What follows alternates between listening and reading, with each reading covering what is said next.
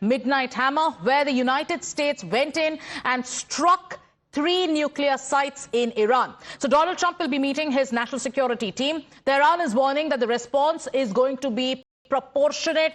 In Pakistan, the Prime Minister will be chairing a national security panel meeting. The IDF, though, has now confirmed that 20 IF jets have conducted strikes in Iran and in Hamadan.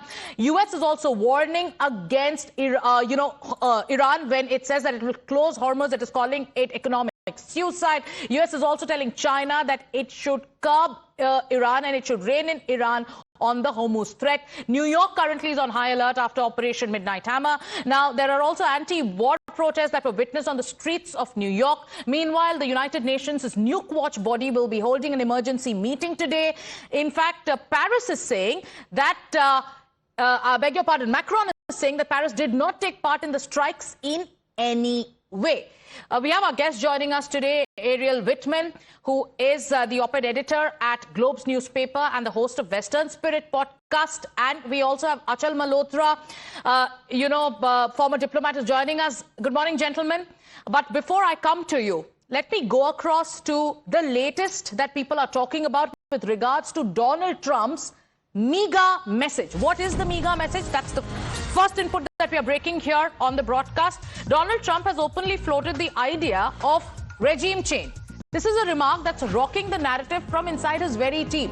Because just hours after US and Israel strikes targeted Iran's nuclear strikes, Trump posted on Truth Social that if the present regime in Iran cannot make Iran great again, which is MIGA, then why wouldn't there be a regime change? This is what Donald Trump has said. This is his post on Truth Social. He says, and let's quote from what Donald Trump has said, "It is not politically correct to use the term regime change. But if the current Iranian regime is unable to make Iran great again, why wouldn't there be a regime change?" And then he ends by saying MIGA.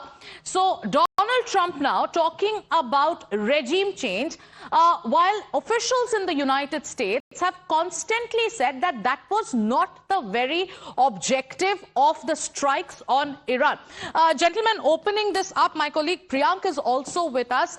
He will tell us about what's happening on the ground. But let me go across to our guests who are joining us this morning. Ariel Whitman, how do you look at the statement that's coming in from Donald Trump after officials have said, that this was not the motive of Americans?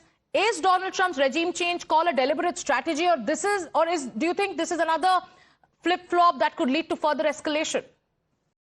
Well, I think that at the end of the day, if Iran decides not to attack now back, Israel has said, in Israel, the reports yesterday have been that if Iran wants to stop now, we'll stop here too.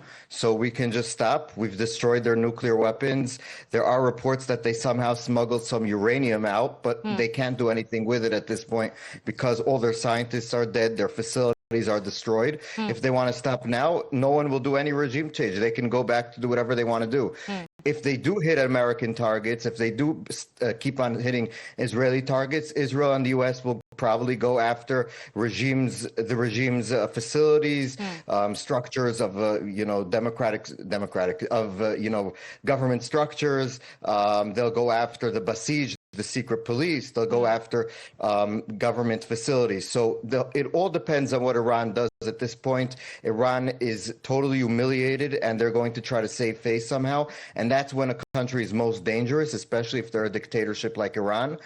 But if they make the right decision and they decide to stop now, they've lost their crown jewel of the nuclear program, but they can still save their country. Their regime. If they decide to go after the U.S. or U.S. interests in the region, or after Israel will continue the bombardment of their sites. We've now hit, in the last few days, some of their government facilities. We've hit police headquarters. We've hit some of their top police officers in some of the cities. So if they continue, we'll continue here. If not, we can just stop. Before I come to you, Mr. Achal Malhotra, let's also take our viewers through the official position of authorities in the United States. Because this message by Donald Trump, which is MIGA, or the fact that he says that if the present regime cannot make Iran great again, then why wouldn't there or why shouldn't there be regime change? These comments contradict the position taken by his very officials, because the defense secretary yesterday during the Pentagon briefing, Mr. Hegseth, Vice President Vance, and also the Secretary of State, Marco Rubio, all of them insisted that the strikes were only aimed at halting Iran's nuclear program. Now, is this message a calculated escalation reflecting another policy, or is this a flip-flop like many would say? Let's listen in to what the American Defense Secretary said yesterday.